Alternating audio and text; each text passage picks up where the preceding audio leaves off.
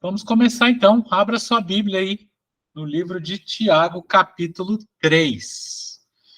Tiago, capítulo 3. Estou com o chat aberto aqui, tá bom? Então, se alguém tiver alguma pergunta ou quiser falar alguma coisa, pode colocar aí. E aí a gente vai interagindo. Tiago, capítulo 3, semana passada, aliás, semana retrasada, né? No nosso último estudo, a gente falou, o Tiago, né, falou, a gente estudou aqui sobre a questão da fé sem obras. Então, a fé sem obras é morta. Ah, eu tenho fé em Cristo, glória a Deus. Como é que são as suas obras? Como é que é o seu trato com as pessoas? Como é que você se comporta? A pessoa reclama que está com fome, que a pessoa reclama que está com frio, e eu finjo que não é comigo a conversa. Que tipo de fé que é essa? Ah, entra uma pessoa importante na minha comunidade, eu trato bem.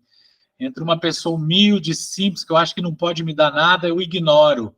Que tipo de obras que a gente está praticando? É isso que o Tiago está colocando aqui.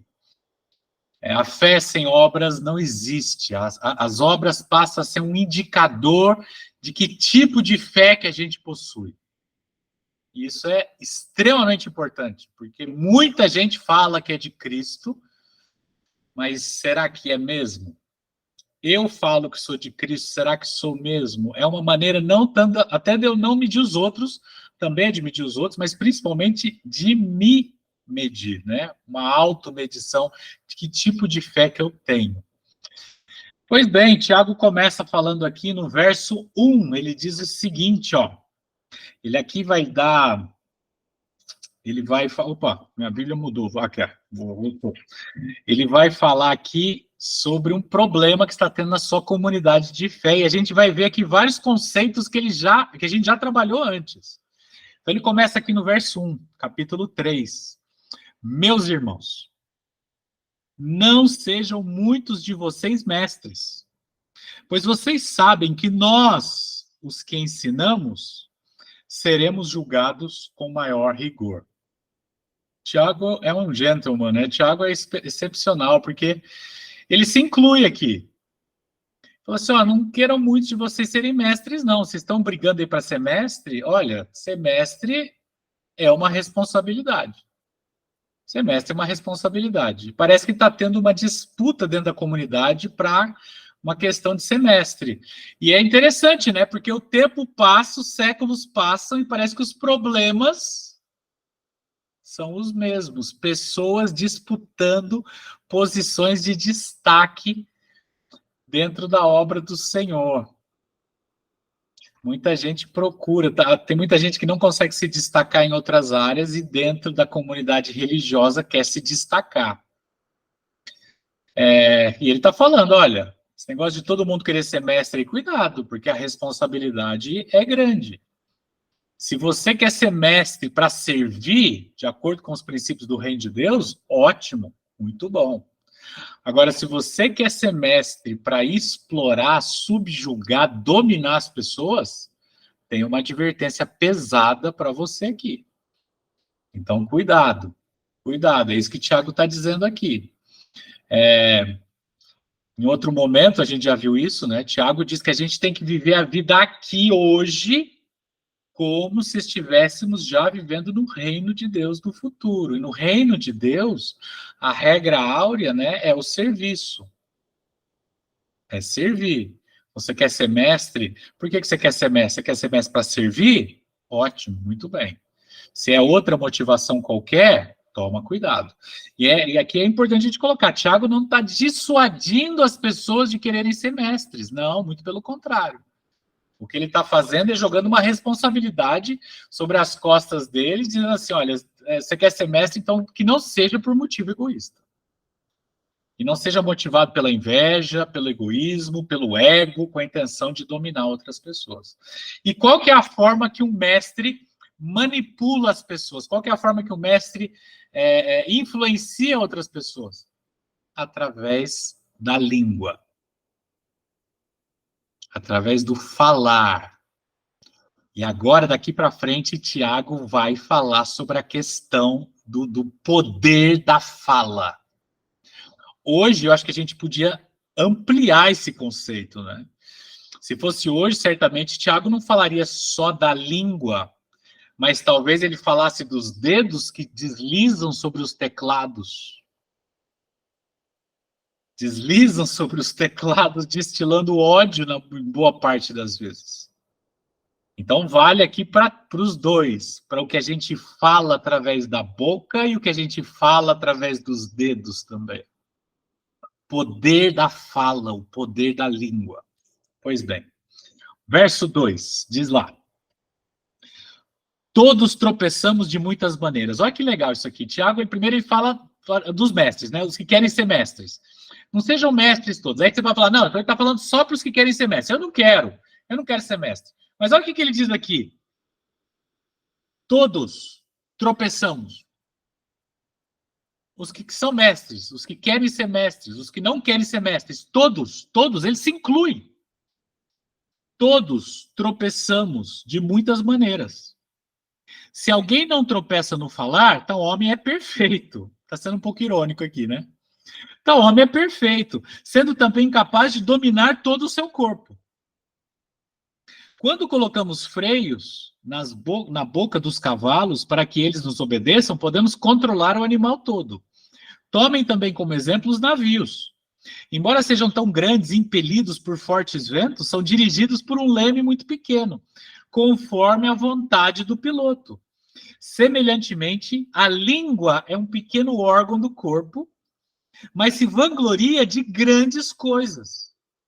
Vejam como um grande bosque é incendiado por uma simples fagulha. Assim também a língua é um fogo.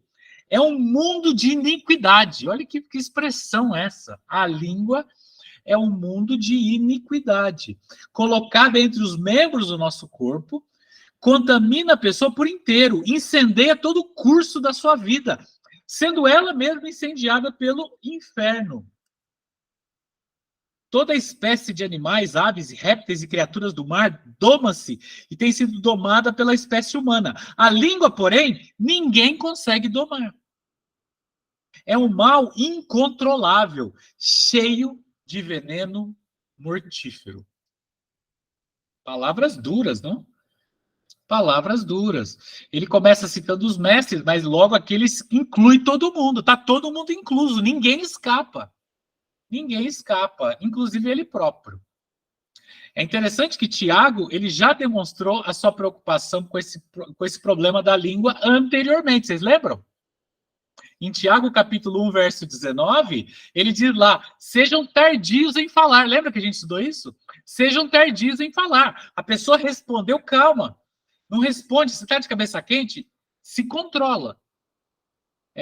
Um pouco para frente, no verso 29, né, no capítulo 1 também, aliás, no verso 19 e no verso 26, Tiago de novo fala sobre a língua, sobre o poder de se controlar a língua e se praticar a religião pura. E agora ele entra no problema de uma maneira mais detalhista, vamos dizer assim, porque o contexto aqui são as obras resultantes da verdadeira fé. A fé sem obras é morta. E o que a gente dá a entender aqui é que as palavras que a gente profere também são obras. E ele então usa duas figuras de linguagem que, segundo os teólogos, os estudiosos, eram figuras muito conhecidas e populares na sua época. O cavalo, um dos animais mais fortes, né? Cavalo usado para guerra, para várias funções, cavalo enormes, cavalo forte. Ele é controlado por um freiozinho que você coloca na boca. O navio, que é um monstro de uma estrutura, hoje em aço, né? Você consegue controlar o navio, a direção do navio, com um leme, que proporcionalmente é muito pequeno. Para se queimar uma floresta inteira ou um bosque, basta uma fagulha de fogo que inicia um incêndio. O que ele está querendo dizer aqui é que não importa o tamanho da pessoa, não importa o tamanho do cidadão, um pequeno órgãozinho que fica até meio escondido, né, pode controlar essa pessoa. E a pessoa não consegue controlar, por maior que ela seja, ela não consegue muitas vezes controlar a língua. Amizades, casamentos, relacionamentos em geral se acabam porque alguém não soube controlar a sua língua. O estrago que a língua pode fazer numa família, num ambiente de trabalho, num time de qualquer esporte é absurdo. No ambiente escolar, quantas guerras se iniciaram porque alguém falou que não devia? Palavras mal colocadas, e palavra, a Bíblia fala que é como flecha, né? Lançou, falou, já não volta mais. E quando a gente vai ficando mais velho, a gente vai começando a ponderar um pouco isso. Parece que quando a gente é mais novo, não sei se é porque a gente acha que tem mais tempo para consertar a burrice depois, muita gente fala assim, né? Sem pensar. Sem pensar. E dentro de uma comunidade de fé, não é diferente. A questão não é só como eu reajo no trânsito, entendeu? Tiago não está falando assim, só quando você xinga alguém no trânsito, ou quando você xinga alguém no campo de futebol, na quadra. Não é só isso. É também o que eu falo e como eu falo dentro da minha comunidade de fé. Ele compara a língua com um fogo e diz que é um mundo de iniquidade. Um mundo diz que cada um de nós, isso a gente vai abordar melhor no nosso próximo estudo, do capítulo 4, dentro de nós tem um mundo de iniquidade, um potencial de iniquidade muito grande.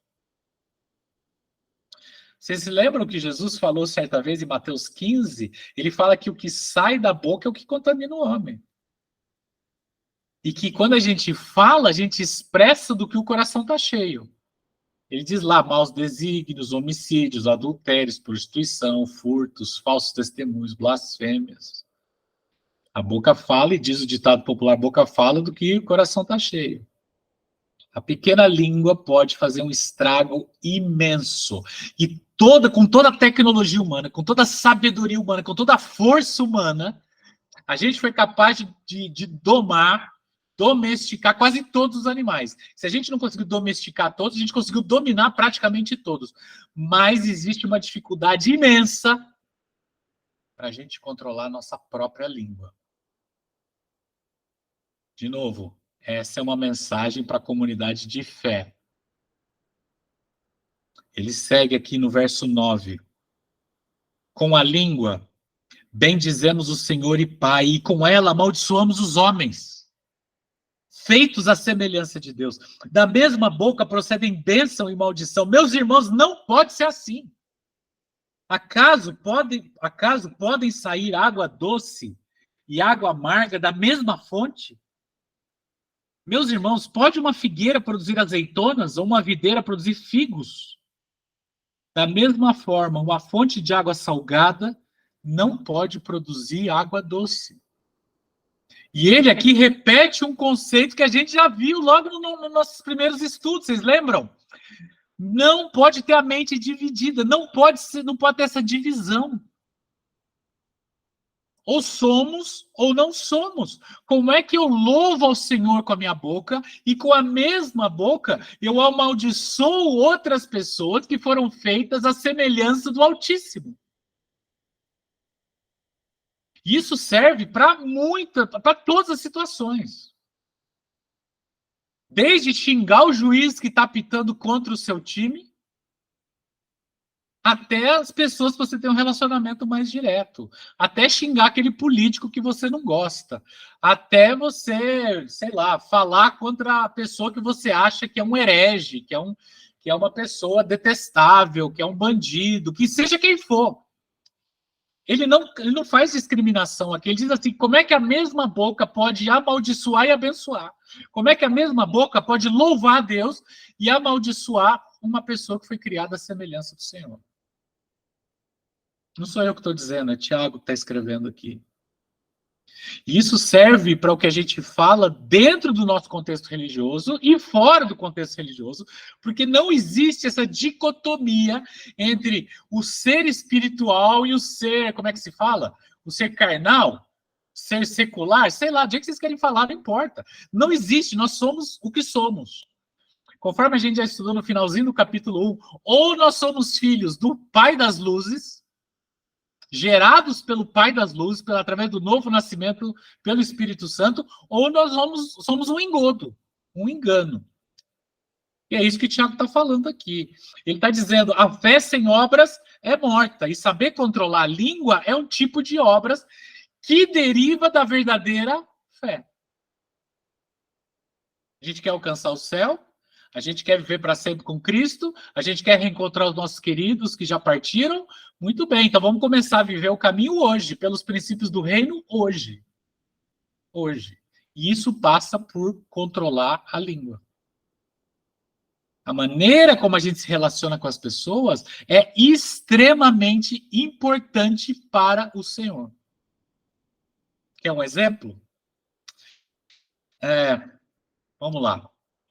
Daniel capítulo 3. A gente já estudou Daniel 3.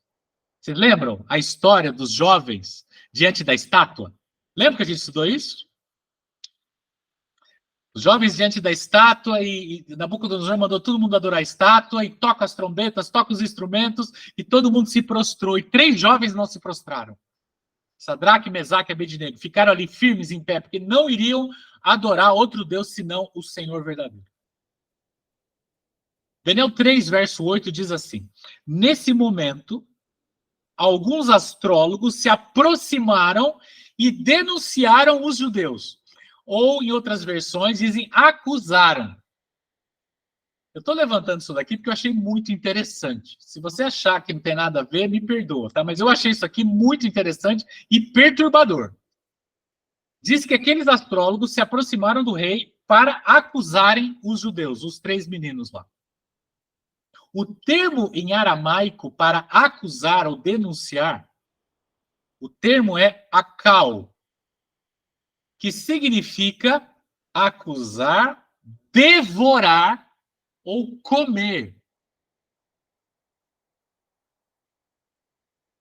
Nesse pensamento judaico, acusar alguém, falar mal de alguém, difamar alguém, é como se você estivesse devorando essa pessoa. Quando isso acontece dentro de uma comunidade, e agora a gente está falando de uma comunidade de fé, quando membros começam a difamar uns aos outros e falar mal uns dos outros, é como se estivessem praticando canibalismo. É como se estivessem comendo a carne um do outro. E talvez por isso a gente vai encontrar por toda a Bíblia, em muitas partes da Bíblia, advertências sérias para não provocar divisões e sofrimentos dentro da comunidade. Basta aí correr seus dedos no livro de Provérbios. Tem várias advertências contra isso.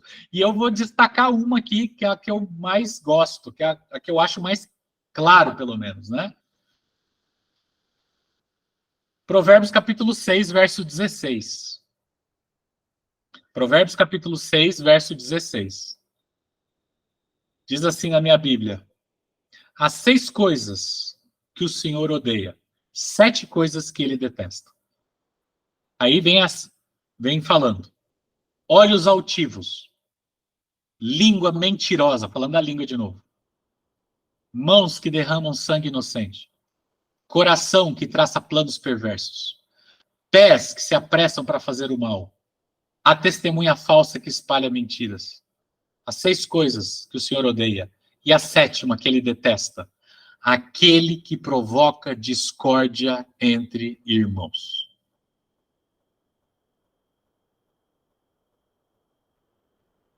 Não é uma coisa nova essa advertência de Tiago. Portanto, a gente deve investir, principalmente dentro da nossa comunidade, para que as pessoas andem em torno de Jesus, seguindo os ensinamentos de Jesus, porque só unidos nele é que a gente vai conseguir controlar a língua e produzir obras de amor. Olha o que diz o verso 13.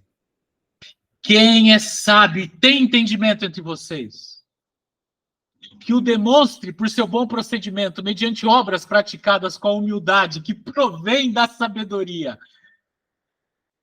A gente viu aqui que as advertências são para todos, não só para aqueles que querem ser mestres, mas para todos. E aí a pergunta que ele levanta aqui: tá bom, vocês querem ser mestres? Quem quer ser mestre aí? Beleza. Quem é sábio para ser mestre aqui? Porque se você quer ser mestre, se você se acha sábio, então as suas obras têm que ser compatíveis com a sua sabedoria, a sua pretensa sabedoria. E agora a gente está falando de sabedoria de novo. Aonde que a gente ouviu falar de sabedoria? Onde que a gente estudou sobre sabedoria nessa epístola de Tiago? Vocês se lembram? Lá no capítulo 1, no verso 5, quando Tiago escreve assim, vocês estão passando por tribulações e tal, então enfrente as tribulações com alegria. E como que a gente vai fazer isso? Enfrente as perseguições, as provações com alegria, pedindo sabedoria. Peçam sabedoria e que Deus vai dar livremente para vocês. E agora ele fala de sabedoria de novo. A fonte da sabedoria não é o meu conhecimento. A fonte da sabedoria é Deus. A sabedoria que vem do alto. E quem pede sabedoria e tem a graça de receber a sabedoria do Senhor, vai praticar boas obras. Você quer ser mestre? Então que não seja para diminuir ou subjugar o outro, mas para servir, incentivando as pessoas, fazendo as pessoas crescerem.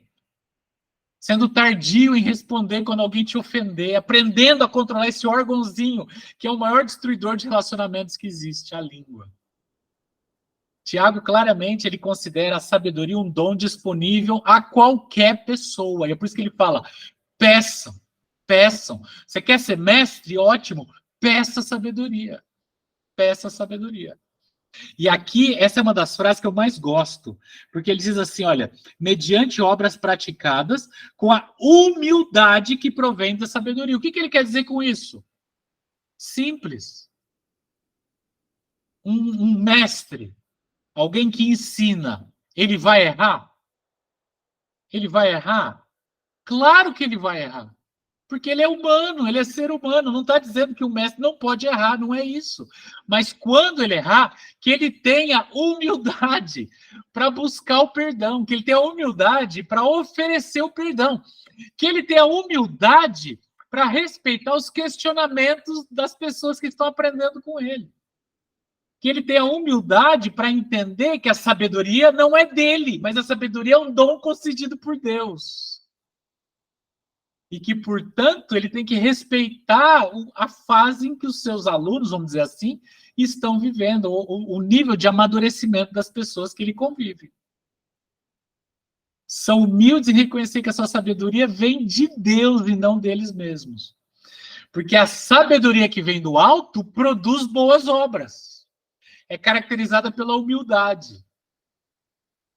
Olha que legal isso daqui. A verdadeira sabedoria é como a fé verdadeira. Se a fé sem obras é morta, a sabedoria sem boas obras também é morta. Também não existe. Também não existe. Verso 14. Contudo, se vocês abrigam no coração inveja, inveja amarga e ambição egoísta, não se gloriem disso, nem neguem a verdade. Esse tipo de sabedoria não vem dos céus, mas é terrena, não é espiritual, mas é demoníaca. Pois onde há inveja e ambição egoístas, aí há confusão e toda espécie de males. Que tipo de sabedoria? Que frutos que produz a sabedoria que você diz que tem? Ela é motivada por ambição? Ela é motivada por egoísmo? Você quer ser mestre porque você quer ser mais que os outros? Então calma aí, desculpa. Essa sabedoria não é a sabedoria que vem de Deus. Essa sabedoria vem de você mesmo. Essa sabedoria é demoníaca. É demoníaca. Frutos carregados da sabedoria humana, Tiago chama de uma sabedoria demoníaca. Porque esse tipo de sabedoria só produz frutos de dissensão, confusão e divisão. Verso 17. Mas a sabedoria que vem do alto é, antes de tudo, pura, depois pacífica, amável, compreensiva, cheia de misericórdia e de bons frutos, imparcial e sincera. Aquela sabedoria que Deus prometeu dar em abundância para aqueles que o pedirem, produz frutos de pacificação, amabilidade, compreensão, misericórdia. Ela é imparcial, ela é sincera. E aqui é impossível não traçar um paralelo com o que Paulo escreveu aos Gálatas. Se a sabedoria vem do alto, ela vem pela influência do Espírito Santo. E ela vai produzir frutos do Espírito. Gálatas, acho que a Carol está aí, né? Gálatas capítulo 5, versos 18 a 23. Gálatas 5, 18 a 23. Olha aqui que semelhança isso daqui. Mas, se vocês são guiados pelo Espírito, não estão debaixo da condenação da lei. Ora, as obras da carne são manifestas. Quais são as obras da carne? O que são obras da carne? São pessoas que não têm o Espírito. São pessoas que têm a própria sabedoria. Imoralidade sexual, impureza, libertinagem, idolatria, feitiçaria, ódio, discórdia, ciúmes, ira, egoísmo, dissensões, facções, inveja, embriaguez, orgias e coisas semelhantes. Eu os advirto, como antes já os adverti, que os que praticam essas coisas não herdarão o reino de Deus. Mas o fruto do Espírito é amor, alegria, paz, paciência, amabilidade, bondade, fidelidade, mansidão, domínio próprio. Contra essas coisas não há condenação da lei.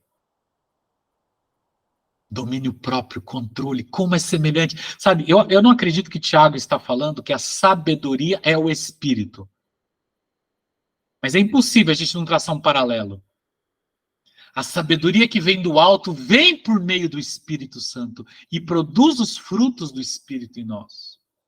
Portanto, de novo, se a fé sem obras é morta, a sabedoria que não produz boas obras, que não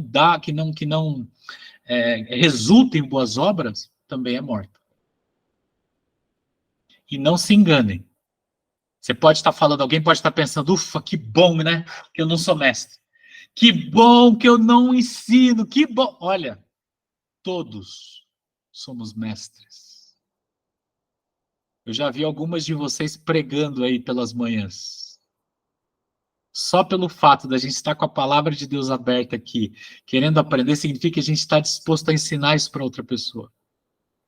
Nós somos mestres dentro da nossa casa, nós somos mestres com as pessoas que convivem conosco. Isso serve para todos nós. Se nós somos de Cristo, as nossas ações, as nossas palavras precisam estar em harmonia com Cristo e os seus ensinamentos. Que tipo de mestres nós temos seguido? Que tipo de mestres tem nos influenciado? Que tipo de mestres nós temos sido? E eu não vou responder essas perguntas, porque Tiago, aqui vocês notaram, ele não dá uma fórmula mágica. Ah, então tá bom, Tiago, como é que eu controlo a minha língua? Como é que eu faço? Não, ele não fala isso. Ele está levantando o problema aqui. Ele está levantando o problema. E agora aqui a gente tem que achar a solução. Ele dá a entender aqui, peça sabedoria, ou seja, se conecte e deixe o Espírito Santo transformar você. Não existe aqui 7 passos, 8 passos, não existe isso aqui. Nós não fomos chamados para diminuir, reduzir, menosprezar, ridicularizar, condenar, ou mesmo exterminar qualquer pessoa que foi criada à semelhança do Altíssimo. Ah, mas é aquela pessoa que faz isso, que é blasfema. Nós não fomos chamados para ridicularizar e diminuir e condenar essas pessoas. Portanto, quando eu estudo o capítulo 3 de Tiago, eu aprendo que eu, Wesley, preciso de uma transformação. Porque quantas vezes eu perdi o controle da língua? Quantas pessoas eu já feri? Eu encerro aqui com uma observação. Tiago tira a fé e a religião do campo da abstração. Ele deixa muito claro que religião não se resume a estar dentro de um templo louvando e adorando o Senhor, não. Religião é o que eu produzo de frutos. Religião é a maneira que eu falo, é o que eu falo, é como eu falo, é como eu convivo com as pessoas, é como as ações que eu pratico. Isso é religião. Isso é religião. É como eu me relaciono com Deus e, consequentemente, com o meu próximo. E ele termina no verso 18 dizendo: o fruto da justiça semeia-se em paz para os pacificadores. Qual que é o fruto da justiça de quem controla a língua? Não é fazer a confusão ou a dissensão ou a facção dentro da sua comunidade, mas é semear a paz, é ser pacificador.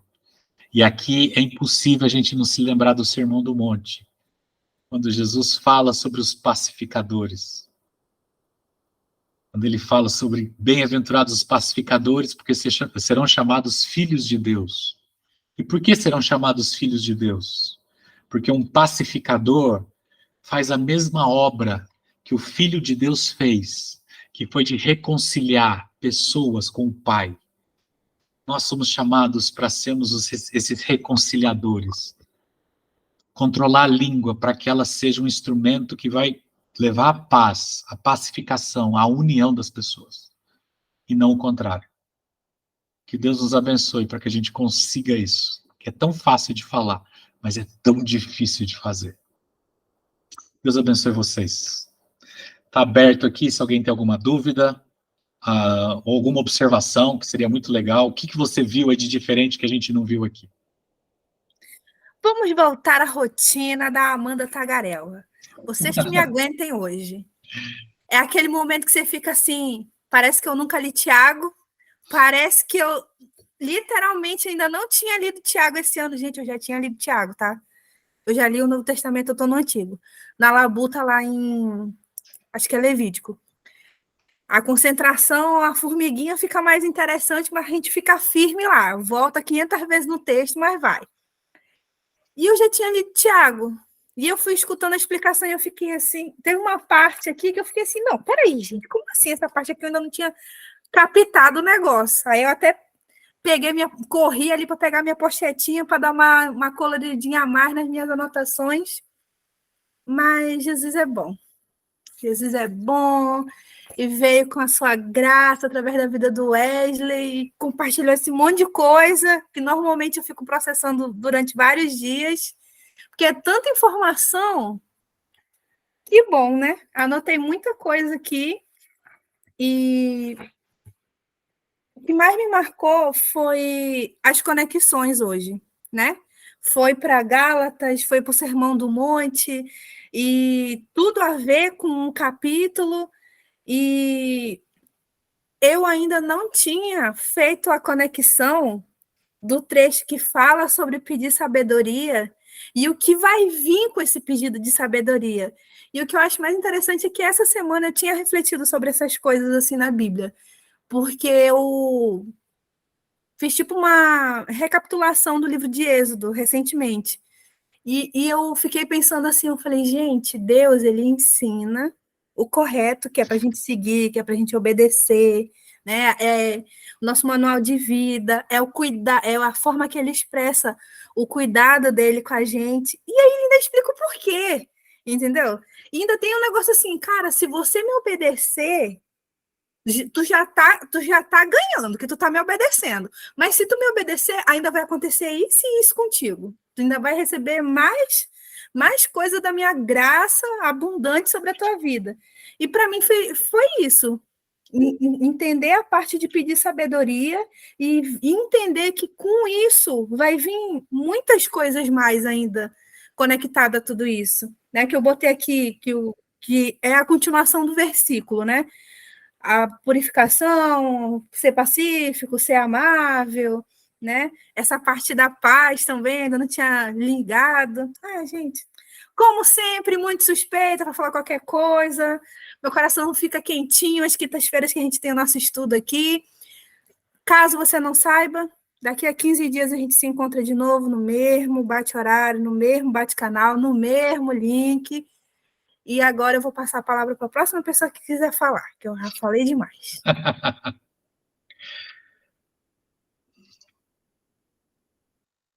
Microfone, Carol.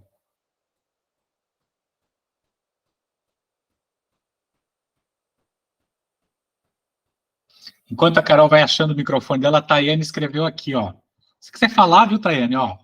Muitos cristãos precisavam ouvir isso além de nós. Hoje é muito importante ter noção sobre discursos de ódio tão comuns hoje, né? Preconceito, saber ser ético no período de eleição, dentro da comunidade, nossa vida. Às vezes temos atitudes até sem pensar, que são totalmente contrários ao que Jesus ensinou. É exatamente isso. Em todos os momentos, Tayane, sabe? Para mim, assim, eu gosto muito de futebol. E até para xingar o juiz eu penso nisso aqui. Isso aqui me incomoda agora. Mesmo quando o cara prejudica o meu time. Engraçado, o juiz sempre prejudica o meu time. Mas, assim, sabe? Até na hora de xingar o juiz, eu já penso diferente agora. Quanto mais xingar o político A, o B, o L, o F, né? Então, assim, né? É para isso mesmo. É exatamente isso, todos os momentos. Você sabe que na hora que começou falando sobre dominar a língua e relacionando com o nosso estudo da semana anterior, eu falo que semana passada, mas foi há 15 dias, né? A questão do fruto a gente não é salvo pelas obras, né? Mas as obras mostram se a gente está salvo ou não. E a língua entra totalmente aí também. É uma revelação, uma exteriorização do nosso interior, né? Então, a questão da obra, da língua, do fruto, né? Do espírito, tudo isso, não sei, Wesley, para mim é a mesma coisa. É a mesma coisa. É a mesma coisa, porque demonstra, é a parte exterior, né? É a parte exterior. E aqui, gente, Cristo falou assim, olha, não julguem para que não sejam julgados. Ou seja, o julgamento aí é não condene as pessoas. Não ache que qualquer pessoa vai para o inferno porque você acha que ela vai, não. Ah, mas ela... Não, você não tem esse direito. Você não tem direito de condenar ninguém. Mas julgue as suas obras. Olha os mestres aí, falsos mestres. O que os falsos mestres estão carregados? De egoísmo, de ambição, inveja. Se uma pessoa, se os frutos do ministério dela, se os frutos da vida dela provocam só dissensão, o termo é forte, é facção ele usa aqui, né? Se é isso, corre. Isso não é de Deus, não. Isso não é de Deus, não. Ah, mas o cara tem a Bíblia debaixo do braço. Ah, mas o cara tem título. O cara não é de Deus isso. Porque as verdadeiras obras produzem, a verdadeira sabedoria e o Espírito produz outra coisa. Outro tipo de obra. Então, fica atento com isso daí. Rosângela. É interessante, né? Essa palavra hoje foi assim, muito impactante para mim. Porque quando a gente pensa em pecado, a gente pensa em diversas situações. Roubo, assalto, mas a gente nunca pensa no poder que a nossa língua, assim, às vezes uma palavra que a gente libera pode ser tão pecado quanto uma atitude que chame a atenção de todo mundo. Às vezes uma palavra que se fala para uma pessoa que está do teu lado, ela mata. Ela pode matar um sonho, ela pode matar... Então, eu falei, meu Deus, às vezes a gente numa discussão que você, né, tá inflamado, se você não tiver esse autodomínio, esse autocontrole, a tua obra é tão condenável quanto qualquer outro tipo de situação contra aquele que está lá no tráfico vendendo droga.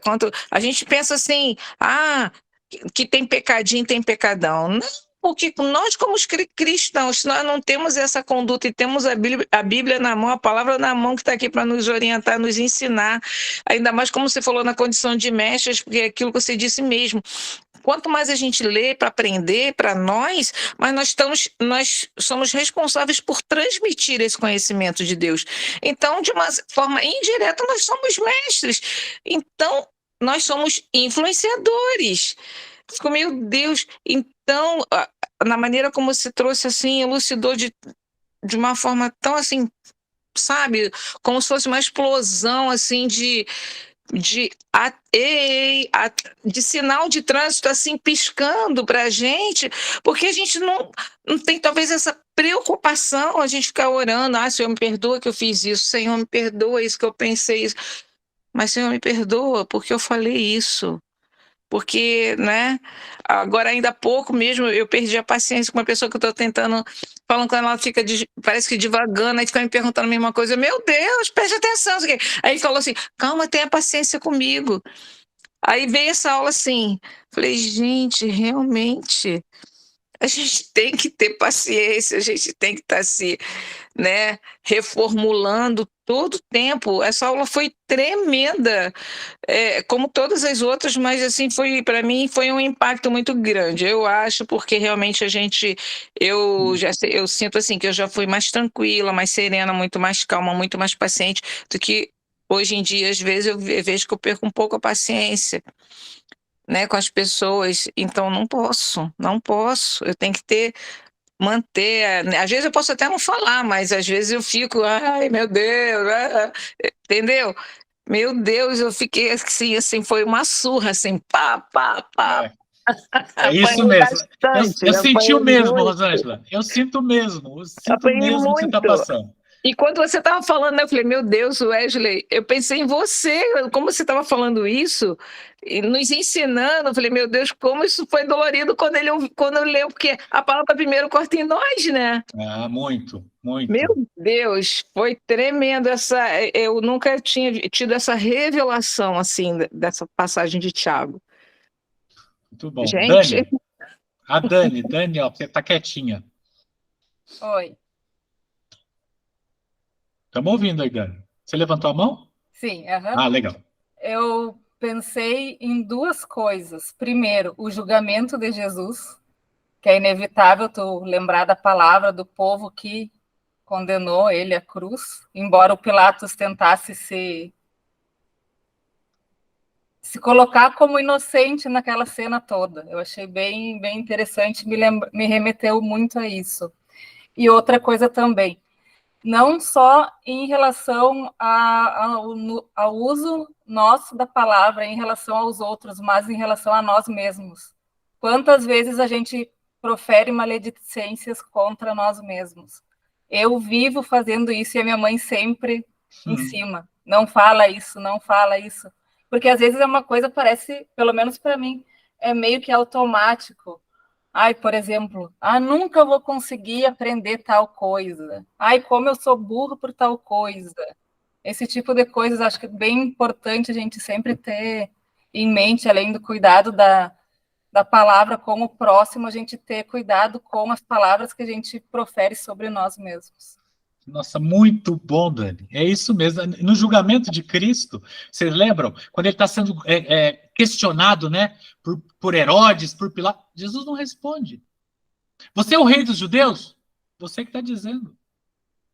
As pessoas estão lá, desce da cruz e tal, pai, perdoa-lhes, porque eles não sabem o que fazem. Imagina a gente com o poder que Cristo tinha. Eu que não tenho poder nenhum, já tentei esmagar outras pessoas por muito menos, muito menos.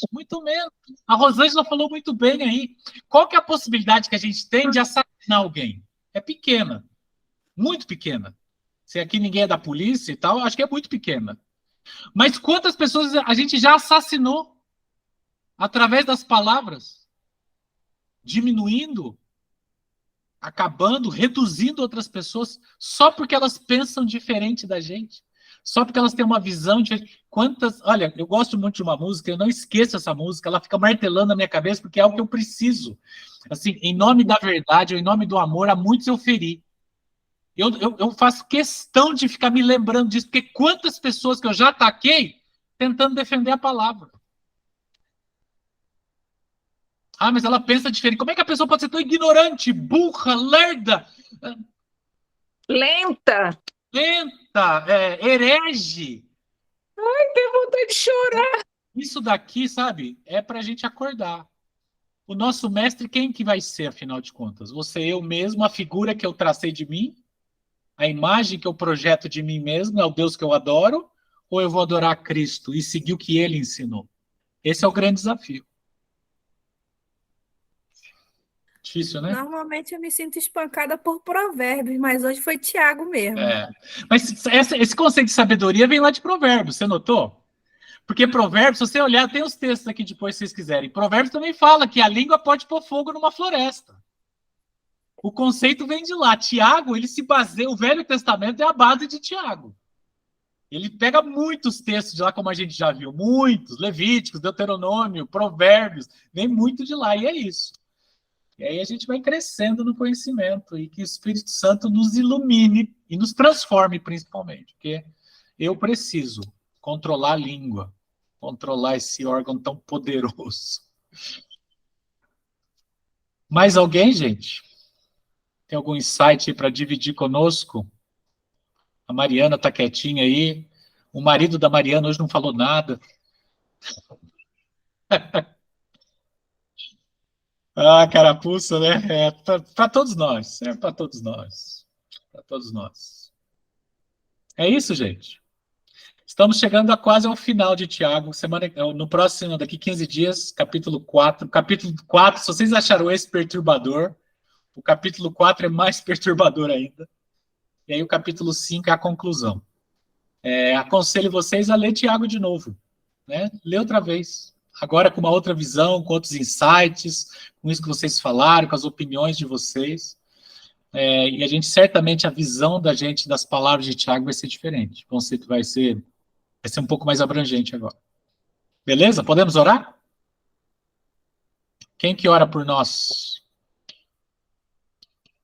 Pois não, Mariana, por favor. Vamos orar então, gente. Palavra abençoada. Que a gente Amém. possa levar esses ensinamentos para as nossas vidas, né? Porque às vezes a gente acha uma palavra tão simples, mas é aquilo que a Rosângela disse, às vezes ela destrói sonhos, ela impede projetos, ela coloca portas e muros quase que impossíveis de se ultrapassar na vida das pessoas, que a gente tenha discernimento para isso. Vamos orar. Senhor Deus amado Pai, Senhor, muito obrigada, Senhor, pelo privilégio de ter este estudo. Amém. Obrigada por nós estarmos aqui, pela vida do Wesley, Senhor, que com tanto amor, Senhor, com tanta vocação, Senhor, tem se colocado à disposição para nos ensinar da Tua palavra. Eu venho te pedir, Senhor, uma bênção especial sobre a vida dele, sobre a vida da família dele, sobre a vida de cada um, Senhor, que está aqui neste momento. Obrigada, Senhor, pelas pessoas que ainda irão ouvir essa palavra em gravações. Senhor, que a bênção, Senhor, que a mesma unção que nós podemos sentir, ó Deus, neste estudo, venha tocar a vida dessas pessoas, Senhor. Que a palavra, Senhor, ela venha repercutir não apenas na nossa mente, Senhor, mas também nas nossas atitudes. Amém. Não venha ser uma mente limitada, Senhor, mas que nós venhamos, Senhor, pregar as boas-aventuranças, Senhor, que Tu entregaste a nós, Senhor. Que nós possamos ser pacificadores no meio de contendas, que nós possamos, Senhor, ser pessoas com discernimento de Ti, Senhor, diante de problemas, diante de obstáculos, Senhor, que nós possamos propagar a cultura do Teu reino, Senhor. Por qualquer que nós venhamos passar, por qualquer pessoa que nós venhamos nos relacionar, Senhor, que a Tua presença, a Tua graça esteja sobre as nossas vidas, Senhor. Nos ensina, Senhor, nos perdoe, Senhor, porque muitas vezes nós pecamos, ó Deus, e falamos algo até mesmo contra nós, Senhor, que às vezes não é a intenção do nosso coração, Senhor. Que as Tuas misericórdias venham se renovar sobre as nossas vidas todos os dias. Muito obrigada, Senhor, que essa semana venha ser uma semana abençoada, uma semana de paz, e que essa palavra, Senhor, venha ficar em nossos corações. E que nós possamos meditar, Senhor, todos os dias, na importância de nós sermos pacificadores, Senhor, e que a gente possa levar, Senhor, o Teu reino adiante em qualquer lugar que nós possamos estar. Muito obrigada. E eu já te agradeço por tudo, em nome de Jesus. Amém. Amém. Obrigado, viu, Mariana? Obrigado. E que Deus nos ajude a estarmos blindados ao recebermos palavras que podem nos matar também os nossos sonhos. Nós só não, né, muitas vezes nós recebemos e que a gente possa estar blindado, estar atentos a isso, quando recebemos palavras ou opiniões de pessoa a respeito daquilo que a gente está tentando construir, o que as pessoas veem, o que as pessoas pensam não nos define, né? Então que a gente possa também se resguardar de palavras que venham, que às vezes nos desanimam, né, na caminhada ou dentro de alguma coisa, não só que nós liberamos, mas também aquilo que recebemos também, né? Que Deus nos ajude a estar atentos a isso, né? Muito bom, muito bom. Gente, muito Muito bom. obrigado. Vocês são muito generosas. Tudo de bom, viu? Uma ótima semana. Até daqui 15 Obrigada, dias. Wesley. Tchau, A Deus gente Tchau, tem 15 tchau. dias para se recuperar. Amanhã todo mundo elogiando todo mundo agradecendo todo mundo. Amanhã Amém, só gente, paz, vocês só são paz, só lindos. paz. Vocês são Botando demais. Tchau, tchau. Tudo de bom. Tchau, gente. Beijo no coração.